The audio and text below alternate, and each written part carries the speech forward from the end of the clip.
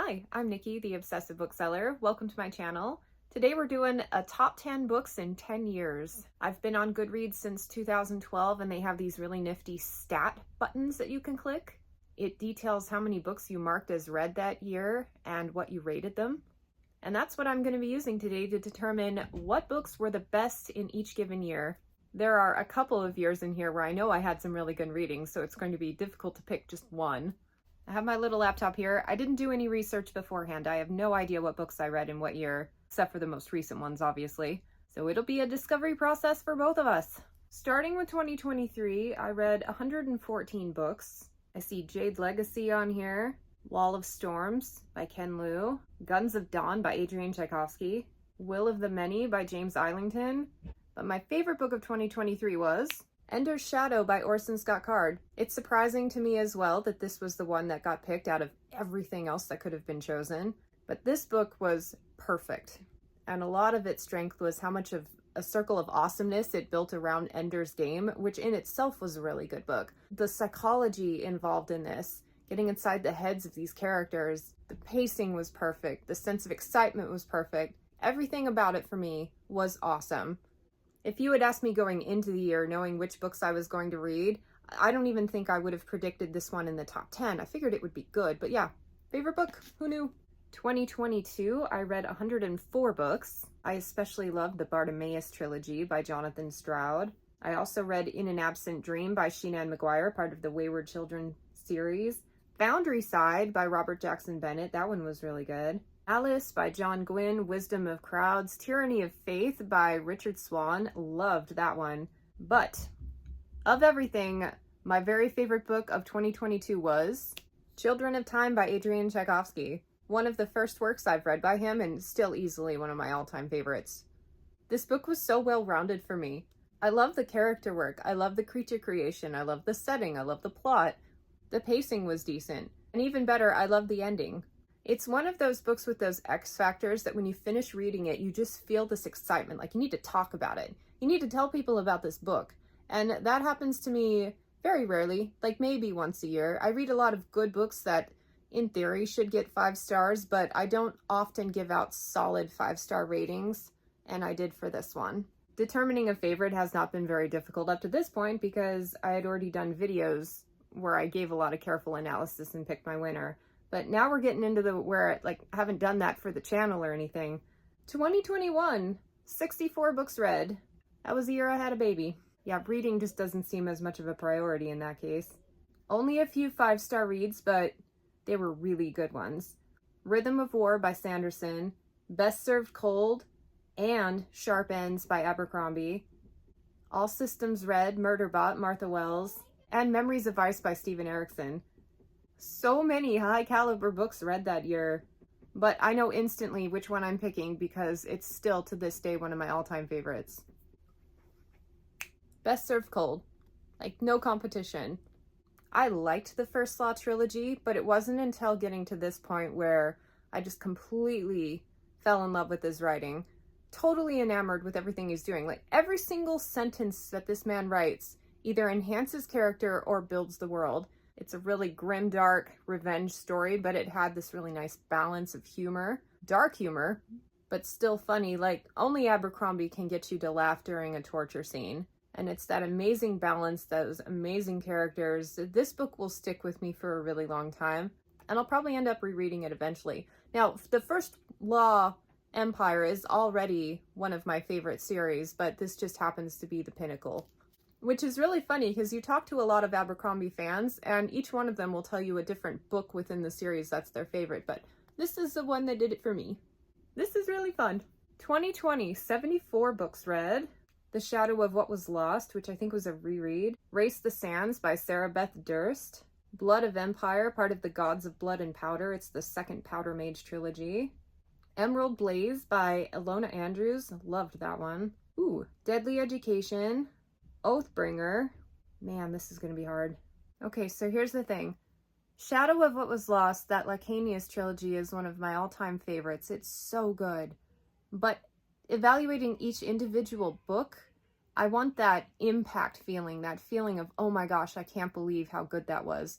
And that series as a whole gave that to me, But as far as individual books, I think I'm going to give it to something else. I'm going with Deadly Education by Naomi Novik, part of the Scholomance trilogy. Surprises me. This is one of my all-time favorite school setting books. Can't believe it beat out some of the other ones. But yeah, this one as a single book, oh man, and the second one was just as good.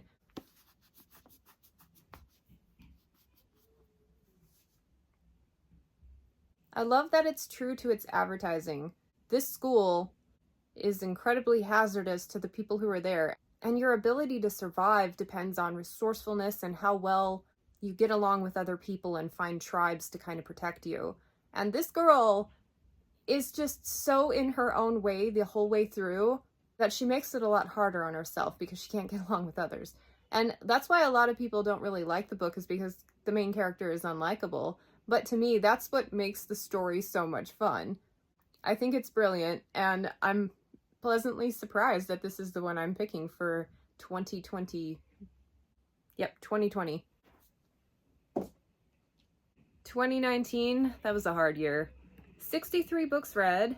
I read a lot of YA in 2019, and I only have 4 books marked with 5 stars. All the other years have like over 10 easily. No brainer. I only read one amazing book that year. Time Ents Wrath by James S.A. Corey, book 8 in the Expanse series. I wish the story had ended in this book because the momentum was so phenomenal. In fact, a lot of the final book to me felt like wasted pages. I wish they had taken the best bits of that book and put like 50 pages more in this one and just wrapped it up in here, because like it felt like a series ender. It was such a good book. And I have a hard time telling you whether or not this one or Nemesis Games book 5 was my favorite of the series. By far, this is the only book in 2019 I read where I put it down and I was like, wow. 2018, I read 119 books. Man, that's a lot. We have Emperor's Blades by Stavely, Menagerie by Rachel Vincent, The Night's Shadow by De Castell, ooh, His Majesty's Dragon by Naomi Novik. So many good books. Iron and Magic by Ilona Andrews, Promise of Blood by McClellan, Planetside by Michael Mamet. Oh my gosh, how am I gonna pick one? Okay. There are a lot of books in here that I talk about on a regular basis as being all-time favorites. If I could pick categories, like favorite sci-fi that year, favorite fantasy, it would be a lot easier. But I think I'm gonna go with His Majesty's Dragon by Naomi Novik. 2 Naomi Noviks? That is really weird to me, because if you ask me who my top like 20 favorite authors are, I don't even consider her. But she is responsible for a couple of my favorite works. So His Majesty's Dragon, it's during the Napoleonic War, but what if there were dragons? And the connection between characters in this book was phenomenal. It just created such a moment. The rest of the series for me was kind of snack fantasy. It didn't have a lot of robustness, at least beyond the initial trilogy, but you do get a lot of world exploration, and the dragons are just phenomenal. Every time you get to spend more time with them, mwah. And so this first book for me was incredibly special. Who knew? 2017, I read 125 books, my highest reading year by far, and it looks like I didn't go easy on myself either, like a ton of tomes. What was I doing? I don't really know. So here are some of the standouts. Waking Fire by Anthony Ryan. Oh man, so good. Assassin's Fate by Robin Hobb. I don't talk about The Realm of the Elderlings a lot on my channel, even though I still identify it as my all-time favorite series, but I read it so long ago that it's hard to like generate excitement because I'm not currently reading books by her. But mark it down, she's still my favorite. Gathering of Shadows, part of the Shades of Magic series by Victoria Schwab. I really love that second book. In the Labyrinth of Drakes, book 4 in the Memoirs of Lady Trent by Marie Brennan. Love that one. The first time I read The Shadow of What Was Lost. And then I did a reread of all of Sanderson's Stormlight Archives in preparation for Oathbringer. Robin Hobb versus... Assassin's Fate was not my favorite Hobb book. In fact, that final trilogy was awesome, but it wasn't my favorite. The fourth Lady Trent book was really special, but I have to go with This is one of those special books where everything came together for me, and to this day, this is my favorite book to recommend to other people. So if you like Sanderson's Mistborn, you like the Allomancy and the metalwork, picture that same type of magic, but with dragon blood instead, giving those properties to the few who can use them. So you got dragon blood, and you have my favorite kind of dragons, the ones that are more bestial than human. This sense of exploration, like Indiana Jones type of adventures. Massive world building that gives you just such awe and wonder. Great characters.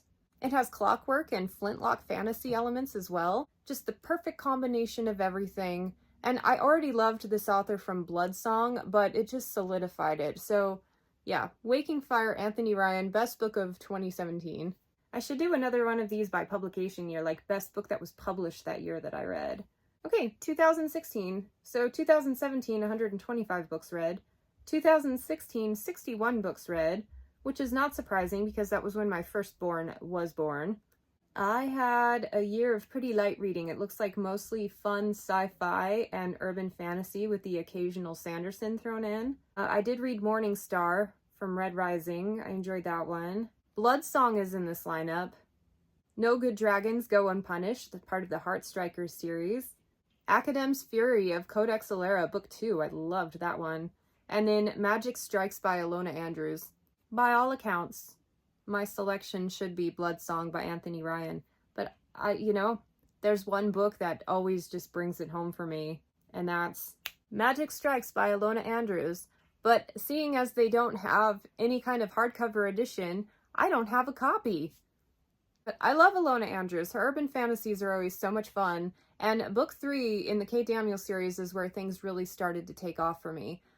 Everything came together well in that story. It made me laugh. The series finally made sense because I don't think the first book was a very good showing at all. I gave it a 2 stars and kept reading because lovely people like you said, don't stop, it gets so amazing.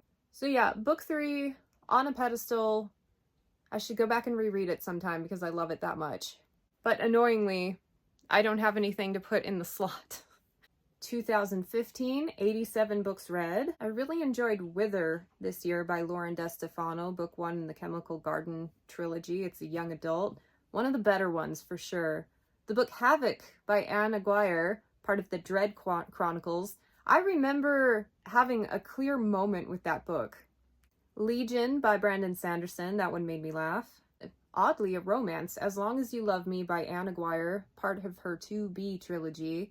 This one, worked for me on all levels. If you like New Adult and Emily Henry, try that trilogy. It's probably not as sophisticated as an Emily Henry, but I really enjoyed it. Anne Aguirre, clearly one of my favorite writers. Okay, I read Nemesis Games this year. I read Storm of Swords this year by George R.R. Martin, and Shadows of Self by Brandon Sanderson, book 2 in the Mistborn Era 2 series. It's between Nemesis Games and one other, and I'm kind of wondering if I'm not immediately jumping to pick Nemesis Games because I've already included a James S. A. Corey on my list and I want variety. The other one is Storm of Swords by George R.R. Martin. That book was awesome. But when I put that one down, I did not have that immediate, oh my gosh, I need to sit here for a minute. But I did with Nemesis Games by James S. A. Corey. This is book 5. This book was phenomenal.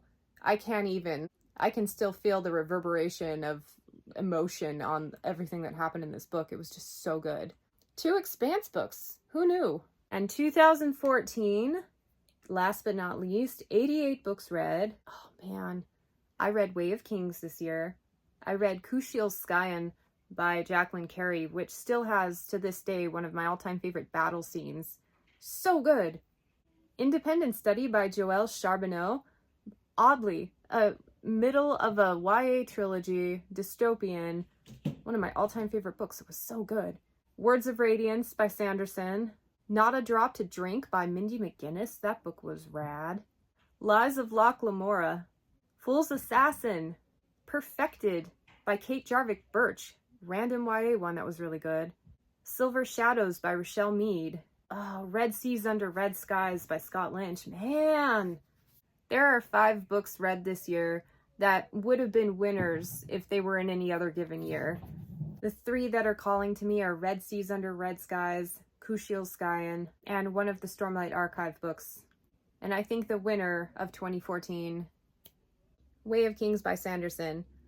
Now, by all accounts, Words of Radiance is probably a better book, but the introduction to this world, the moment that I had with this, completely dazzled me.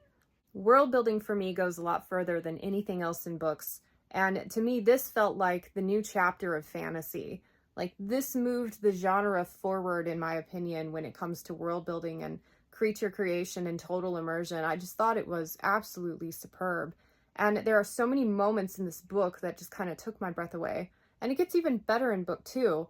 But the moment I had with this one, it will ever remain on a pedestal. That is my top book. And there's my lineup. Look at it. Would you just look at it? Isn't that beautiful? So many amazing books on here. A few surprises for sure, but overall this tells me that I am generally reading a lot of really good stuff. I love the fact that I read so many good books in a couple of those years that it was hard to pick.